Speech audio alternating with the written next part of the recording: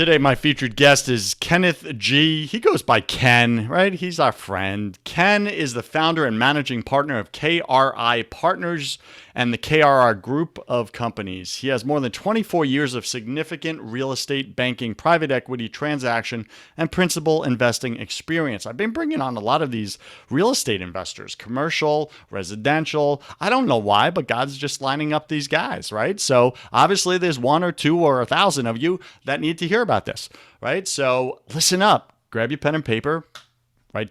Take some notes. I already like Ken. He's got a personality, even though he was a CPA. And he speaks about that. And listen, he's doing about 30 million a year right now in their business. He's winning. He's financially independent. He got over the hump, the top that you're all chasing right now.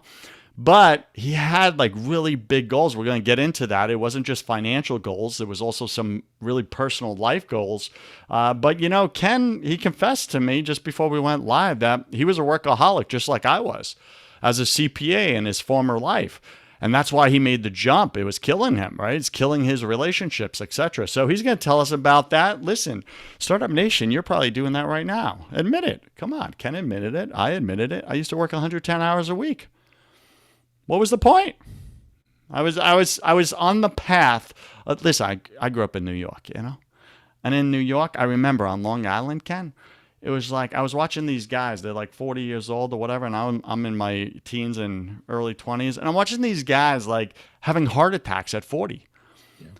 Like having heart attacks, right? Because they're chasing the rat, the race. They're in the wheel. They're going around and around, and they're dying. They're dying off and losing their wives, their kids, their future, everything. For what? Money? Like, are you kidding me? And I was like, I got to do something different. That's why I got into entrepreneurship. I wanted a way out. So Ken G, welcome to your first 100K, top 100 podcast in entrepreneurship. Go ahead and just take a minute or two, fill in some of the gaps in that intro, would you? Yeah, sure. So first of all, thanks so much for having me. I'm thrilled to be here. And as we talked about before we went on air here, I feel really passionate about a lot of the same things you do. So I'll take you. I grew up quickly. I grew up in Toledo, Ohio, got my undergrad from the University of Toledo. Then I moved to Cleveland, pursued my master's degree while working as a commercial lender at a bank in Cleveland. Then I ended up with a degree in accounting. So when I left, and that small university, by the way, in Cleveland was Case Western Reserve University. And if you're at regional, you might know who that is. If not, you're probably not going to know who they are. But hey, Ken, stop name dropping, man. I'm just busting your chops. What I learned to do through that process was take a look at what I thought I wanted to do. And so what I thought I wanted to be was a technician. I wanted to learn how to do something, right? So accounting was what I thought I wanted to learn to do. So I then left the bank, went to Deloitte for 7 years, did all kinds of, I was in the tax side. So I did all kinds of tax planning and M&A work, private equity work, a lot of really cool stuff, right? I was working a lot. So here's what happened to me during that time though. I had 2 small kids. My daughter had just been born. I was doing the middle of the night feeding, right? So I worked during the day. My wife wanted a break. I wanted to spend time with my daughter. It was the only time I was going to be able to do it. So I did the middle of the night feeding. And so I would do this night after night. And if, for those of you who have a daughter, that's pretty cool. Father-daughter bond, man, that's a tight bond. Nothing like it. I got it. It is totally there. So the house is quiet, everybody's sleeping, and her and I would, do this thing every single night. And then what started to happen to me was I started to realize and get more frustrated as time went on, that rather than thinking about her and I, what I was thinking about was where I was going. How was I going to get to where I wanted to go? How was I going to be able to put her through school without burdening her with a bunch of debt, right? Because even though I was working a lot and I felt like I was successful, I mean, you're burning through as much money as you're making. So I wasn't really getting ahead. And so I couldn't figure out how I was going to retire. I couldn't figure out all these things. And then after a while, I started to get frustrated because that now started to ruin that time that I spent with her. Because what happens when the house is quiet and there's nothing else going on, you start to think, and that distracted from the whole purpose of doing the middle of the night feeding. So it was really frustrating me. So I finally decided I needed to make a change. So I took a couple years and spent a bunch of money and tried to figure out real estate, investing in apartments. Now, back in the 90s, there weren't podcasts like this and every other to figure it out. There weren't seminars. I did one guy that was teaching it. His name was Carlton Sheets. I remember Carlton Sheets. Do you? Okay. Yeah, he And did he his was doing, infomercials, man. yeah, he was doing single family homes. I used to watch those infomercials over and over and over. And I said, you know what? I got to figure this out. So I did figure it out. Finally, after a couple of years, I bought our first apartment complex.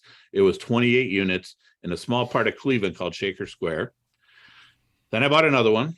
Then I bought a third one, right? So the first one I bought was, I borrowed money on my home equity line. My in-laws went in with me. So we really were scraping to get this done, right? And the second one and third one were kind of the same way. So here's the life changer for me. Now, remember, I was working at Deloitte at the time. So it wasn't like I was hanging out at the apartment complexes all day because I was already working. So it was really, truly passive for me. And I had somebody on site doing all the work. So 3 years later, I sold those properties and I made over $500,000. And all of a sudden, it blew me away.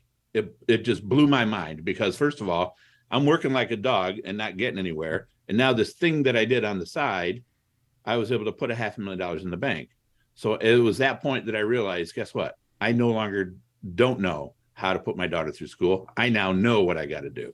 I know how I'm going to retire. I know how I'm going to, this is dramatic, but I kind of knew how I was going to take my life back, right? If I could do this on the side, what if I committed more time and energy to it? It could really impact my time and I could eventually leave that CPA life, which I did, 25 years later, 18 deals later, we're where we are now. And now I did put my daughter through school. I could retire tomorrow if I wanted to. I'm just having too much fun. And so it allowed me to answer all those questions that I didn't understand early on how I was going to do, right? There's nothing worse feeling like, okay, you're not spending any time with your family. You really want to spend time with your family, but you're working so hard and you're giving up this huge amount of your time, but you're still not going to get to your goals. Well, now I figured it out. So that's what brought me to real estate. And that's probably why so many real estate people are on your podcast, because it really does allow you to significantly change your life. And for me, it was all about family. It was all about trying to figure out how I was going to do for my family what I wanted to do for them. It wasn't about me. It was about my daughter and putting them through school and my son and all that kind of stuff. So I know that was a super long-winded answer, but that's really how it came for me. Yeah, for sure. Startup Nation, listen, you look at your spouse, you look at your kids, and you're like, they are my why. They're why I'm doing this. Yes. But sometimes, like, you're stuck in the darkness and you just don't see a light at the end of the tunnel. You just don't see that way out that Ken couldn't see when he first started. But he tried something new. Now, Ken, I want to be real with you, man. You're a CPA by trade, right? So you're a numbers guy, right? There's so many people that are listening to the show right now. Maybe they're not good with numbers. Do you recommend they don't go into real estate investing if they're not good with numbers? Or do they have to be wired like you to be successful? Because it's all about the deal and the numbers got to work, right? Period. It's not about just passion and emotion. These are deals that need to work. Yeah. So the answer to your question is no, you don't need to be wired like me. What you need to do is, and this is what I tell everybody, you have to figure out what skills you have currently. What skills do you need to get to get to where you want to go? And you need to fill in the gap. The math and numbers required to do a real estate deal, they are not complicated. I guarantee you somebody with a high school degree can figure out the math that is necessary to do what I do. That's the ironic part. Here I am a CPA. I mean, that's like killing an ant with a sledgehammer. You don't need to be a CPA to do this. And guess what? Most people that do this are not CPAs. They're not. They don't have that financial background. Okay, got it. Thanks for clearing that up. Let me ask you a very real personal question. Could you take anyone in your family, regardless of their skill set, their education, their wiring, anyone in your family, they're like, Ken, I'm seeing you, you're crushing it, you're doing 8 figures, with this. I just want to get to 100K. Can you teach me? So could you take anyone, regardless of background, experience, know-how, wiring, and help them to be successful in real estate? Yes or no? Without a doubt. Without a doubt. And you limited that question to my family. Mhm. So yeah, my family, they do what they do. I don't force what I do on my kids. I want them to make their own decisions. And if they come to me, great. But I look beyond my family. And that's what's really cool about now that I'm older. I've been doing this for a long time. I now am able to help other people figure it out. And I spend a great deal of time helping people figure out how to do this. So yeah, absolutely, you can do this. Okay. So besides desire and skill set and maybe some time, what do they actually require to get into this? If someone's listening right now, like how much money do they need in liquid to get into this? Who do they need to speak with next? Like what are those basic requirements, or and if they don't have them, don't even consider it yet. Maybe go save up some money. Yeah. So it's going to depend on how you're getting into this business. So people that want to get into real estate, I answer this question all the time. When you're trying to figure out, okay, you want to buy a 50 unit apartment building. Well, somebody in your group, now you have to work together, right? The best way real estate works is when you're working with somebody else. Most people don't do it alone. So somehow you have to have some net worth, right? Or the bank won't give you a loan. Somehow you have to have some liquidity, or you have to have some, or the bank won't give you a loan. Plus you won't have a down payment. Somebody has to have a little bit of experience, and somebody has to be willing to do the hard work, right? So let's pretend like you don't have money. Then you be, out of those 4 people that might get together to do a deal, you be the worker and go put in your sweat equity. That's what I did going early on. I told you I borrowed the down payment and I got my in-laws to help me with the rest of it. And they trusted that I would do whatever it took to make that successful, right? So I was the worker bee. They had the net worth. I didn't have much net worth, trust me. Okay, not at all. And I had very little liquidity. So you just have to put those things together so that you can then figure it out, right? So you're going to partner up with people is what generally happens. And that's how most people get started. So when you say you did the work, does that mean you put together the people and the deal and did all that legwork? Because you said you hired someone to run the actual buildings, right? Day I to day, did. because you were working Yep. as a CPA. Yeah. So in the real estate world, there's something called asset management, and then there's property management. So I hired somebody to be on site to be that property manager. She would collect the rents. She would show the apartments and things like that, and kind of report to me as the asset manager. When I say do the work, I mean the asset management work. So make sure that that person has been hired to do that work. Make sure that the bills are paid, things like that, right? Some of the things that I did, I did. Remember, I'm a CPA, so it took me about 15 minutes a week, maybe, to pay bill. I mean, how hard is it to get a bill and write a check and put it in the mail? It's not that hard, right? Anybody, I mean, you do it every day as part of your household. So that's what I did. Now I help people now try to figure this out. And, it's kind of like a matchmaking process, right? I know this person whose morals and their values align with this person. So, hey, you two need to get together because you've got some liquidity. You don't. Let's put it together. And between the two of you, you're going to have the ingredients that can make that successful, and go develop that relationship, because life is always about relationships, no matter what, and figure out if that can work and you can work together so that you can both be successful. So if someone's listening right now and they're saying, okay, there's 4 seats that need to be filled if I want to get into real estate like Ken, investing, do they need to be people that they know for all 4 seats, or could it be total strangers and they get in touch with someone like you and you're like, hey, let me reach out to this guy in my network. He can fill that seat, or this gal. Is that how you can do a deal? Or does it Yeah, have to be people within their own personal network? it's going to depend on your level of comfort. What is really important, it doesn't matter how you begin to know those people. What matters is that you do get to know those people and understand and trust one another, right? Because now you're going to kind of function as a team. So now I'll take you back to early on in my career. I did a number of deals with an attorney that I met. Remember, I told you I spent 2 years trying to figure this out. Well, this attorney happened to speak on, I think it was evictions, right? You got to understand that process, right? You just have to understand it. Well, he spoke. I developed a relationship with him. He had the net worth and liquidity. I did not. So he was kind enough to say, look, you do all the work. We'll share this, not based on the amount of capital we each put in, but instead we'll let you have this sweat equity, which allowed me to get started. You see, so I developed a relationship with him. He over time began to appreciate what I did and trust me, and I trusted him. And so we did a few deals together. This goes on in the real estate world all the time. So it doesn't matter where those relationships originate. There are networking groups everywhere, online, in person, real estate clubs. I mean, they're everywhere. You just have to find them and then insert yourself into them, and you'll develop relationships, right? Because that's what has to happen. So does that make sense? Did that answer your question? Yeah, it did. Thank you for clearing that up. So, what are the 4 specific seats that you need to fill in order to get started in real estate investing? Yeah. So what I talked about is, okay, you got to get a bank loan, right? Because you're probably not going to pay cash. So if you're buying an apartment complex, the lender's going to want to know that you have enough net worth to cover the loan. That's just kind of their rule of thumb. They're going to want to know that you have some liquidity. So in that partner group, we'll call it a partner group, that you have about 10% of the loan balance in liquidity between the 4 of you, okay, or 5 of you, or 3 of you, or whatever it is, okay? So net worth and liquidity, those are important. And then somebody has to have experience. Now, sometimes you can fill that seat with a property management company. Like we do some third-party management. We do mostly all of our stuff in Florida.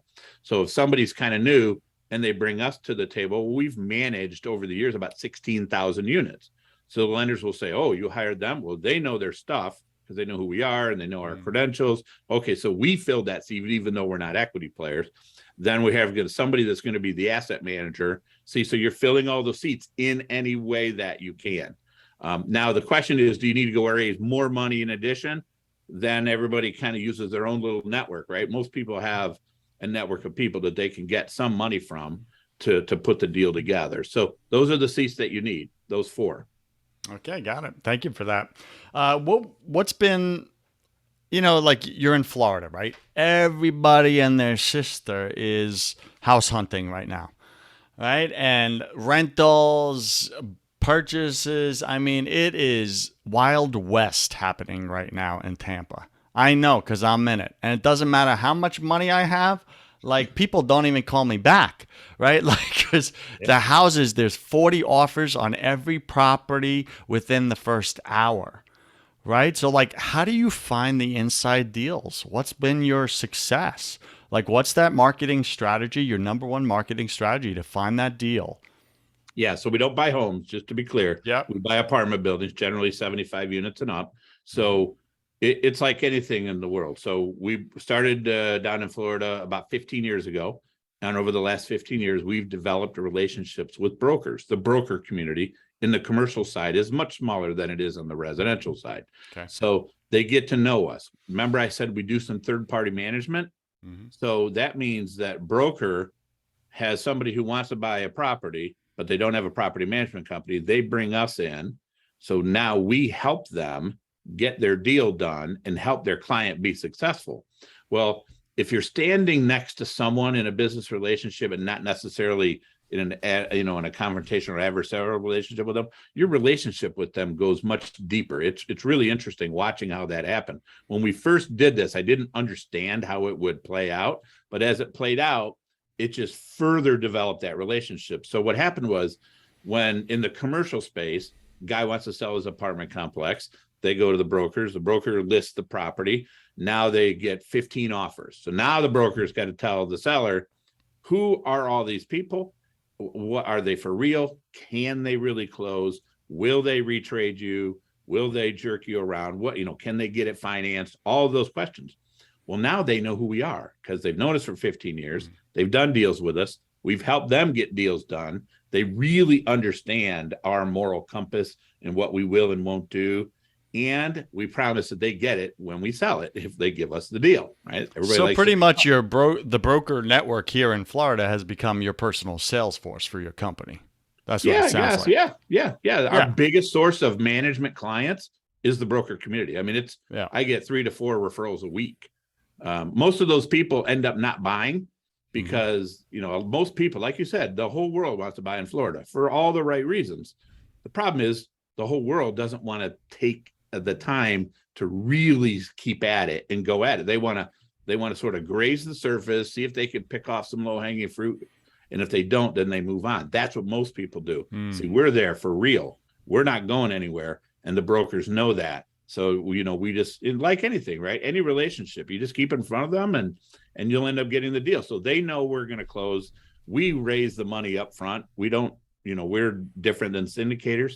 Syndicators go find the deal, then raise the money. We raise the money up front, then go find the deal. So the broker knows we have the money. The broker knows we're not going to retrade them. The broker knows we're going to treat their seller fairly. The broker knows that they're going to get it. See, there's so many reasons to give us the deal. That's how you do it. See, this takes a lot of work, which is why most people end up passively investing with guys like us, because that's a massive amount of work to do for them individually, and they just don't have the time or the commitment to do it, is what usually happens. Yeah, and that's what I'm hearing, right? And that's really my line of questioning right now is if someone's listening right now and they want to get into it, get started like you did back in the day, like, is it just too crowded, too much work, etc., for them to do this and find all the networks? Or does it just make more sense for them to partner with like a KRI and hopefully they qualify and you're like, man, I see value in you. You fit in this seat. We're going to go raise the money. Then we're going to help you go find the deal, or you already have a deal, and let's move this forward. Is that kind of what I'm hearing right now? Yeah. Well, most people do is they start off passively because they get frustrated. They say, "Oh, KI's getting deals, and I can't even get the broker to call you back." I think you said, right? That really does happen, as you know. So they know that we can get the deals, so they start off investing with us, right? And so over time, they get to know the market. They get to figure out what's going on. Our investors. I mean, some people never stop passively investing in real estate because our investors get 15, 20, 30% annual returns. I mean, that's not bad, right? That's not bad for doing nothing except investing your money in a deal. Other people really want to keep at it. So they'll keep at it. They'll keep learning. They'll see what we're doing. We continue to have conversations with our investors. And sometimes those investors migrate from being passive to what's called the general partner pool, right? The person that puts the deal together. It just takes time. That's typically how that relationship evolves. But in markets like Florida, they usually start off passively investing. Pretty cool. All right. So who would you not recommend get into real estate investing the way you're doing it? Like, who's that person where you've just seen time and time again, man, you're just not a good fit for this? Like, yeah, the person who does. So let's assume you're talking about passively investing, right? So, you have to have money in order to passively invest in real estate, right? If you're the thing that you bring to the table with our deals is capital. So capital, if you don't have any capital, you're not going to be able to passively invest with us. So now if you want to do it yourself, the next question I would ask you, because remember, I had to bifurcate the people here, passive investors versus not. So if you don't want to be passive and you want to do that sweat equity thing, you need to be prepared to roll up your sleeves and get your hands dirty and figure the business out. Figure out what it means to be a renter, shopping a market.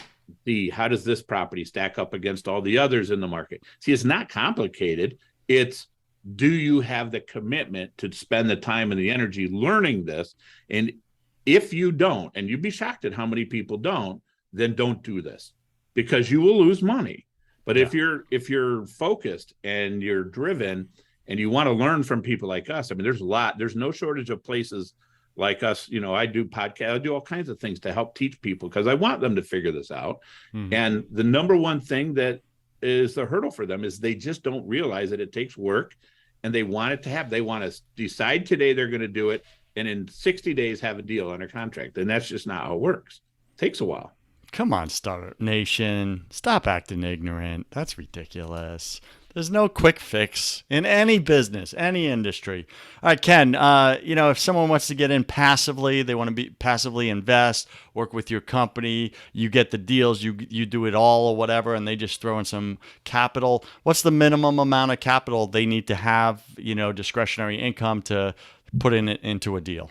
Yep. So we work with accredited, what the SEC calls accredited investors. And those are people that make $200,000 a year or have $1 million in net worth without counting their home. So our minimum investment in one of our funds is $100,000 because it kind of fits with the accredited investor model. And so that's what it takes to get in.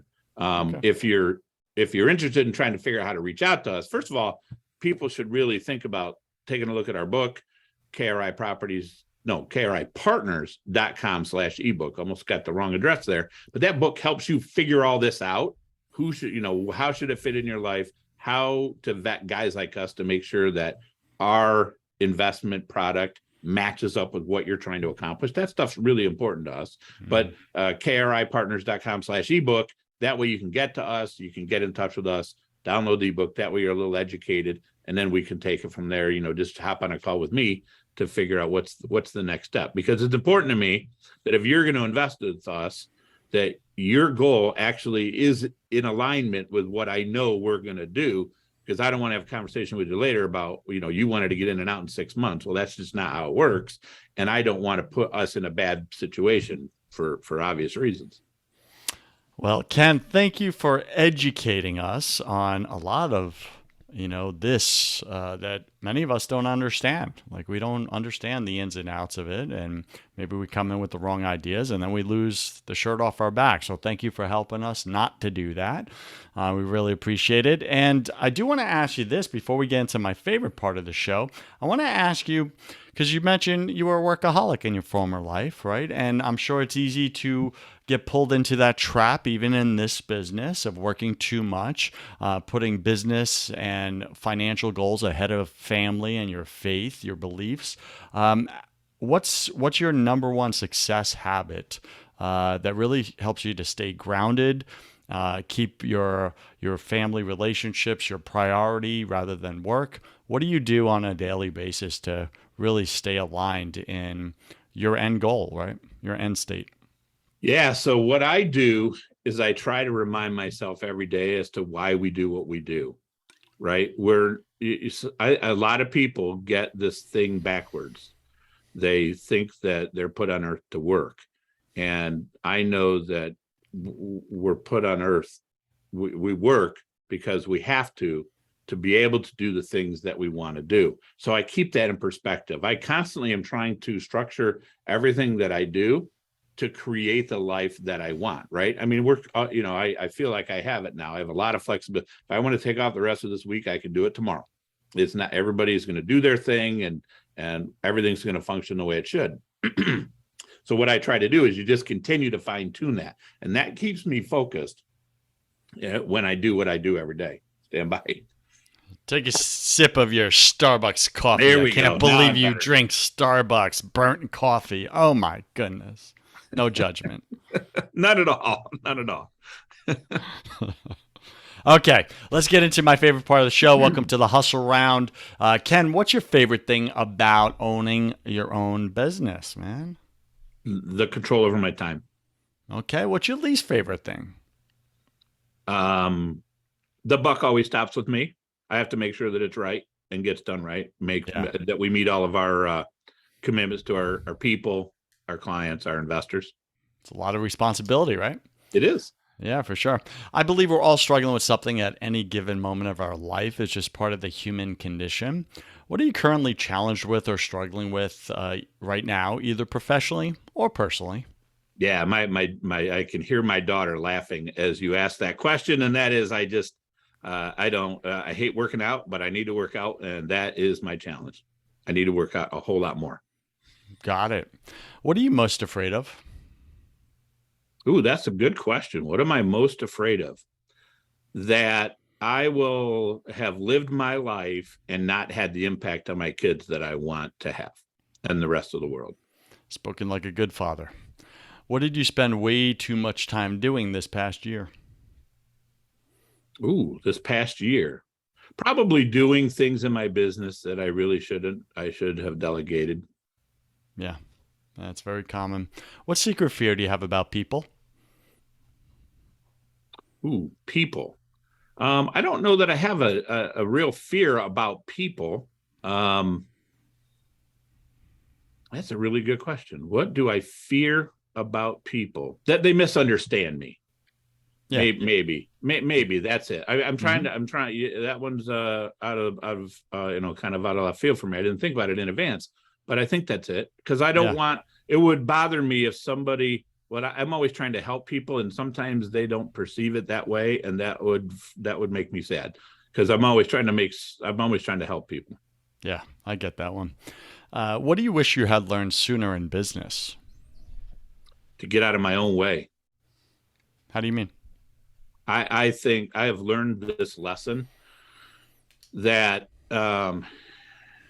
we are, I have this little saying, and I probably stole it from somebody, but I don't remember who.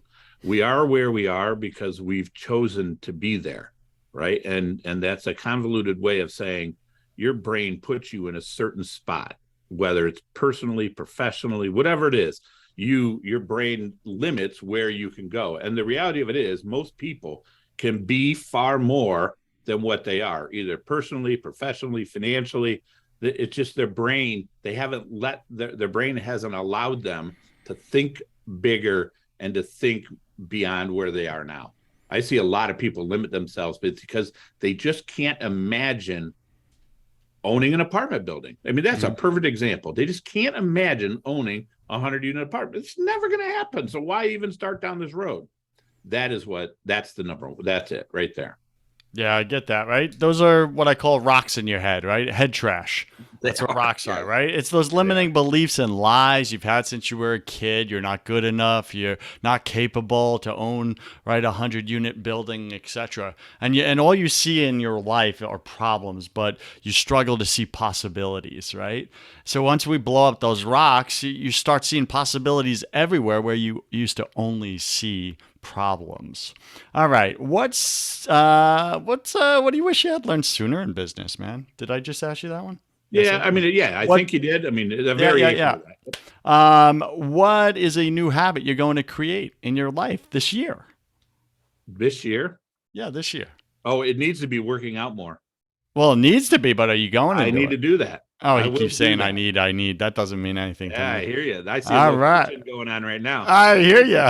He's like, like oh, it. man, he's blowing up rocks in my head. I don't like He this. is. I like it. What's a bad habit you're going to break, Ken? Not working out. Okay, got It it. is the number one thing in my life that needs to get changed, and it will change. Can I ask you a real question? Like, because there's so many people that deal with that rock, right? The Yeah. fitness rock. Like, what's going to change in your life if you start working out and start taking your health seriously? Like, what? How would your life change? No, that's a honest that's an amazing question. What so what happens is I see it even with short periods of doing more exercise. Mhm. It actually clears your mind. You think you don't have time to do it because you think you're busy doing these other things, but when you go do it, you realize you shouldn't have been doing those other things. Exactly. And that focuses you on the things you should be doing. It clears out the chaos in your head, doesn't it? And gives you clarity. You go. Yeah. Yep. Yeah, I really get that. Pick 3 words to describe who you are now. Oh, wow. Proud of my kids. Focused on helping other people, and eternally grateful that I've been able to accomplish what I have. Very cool.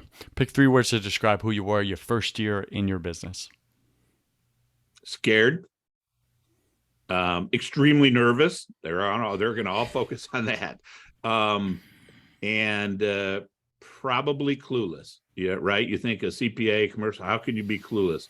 But I really was. There's so many things you don't know when you start out. Yeah.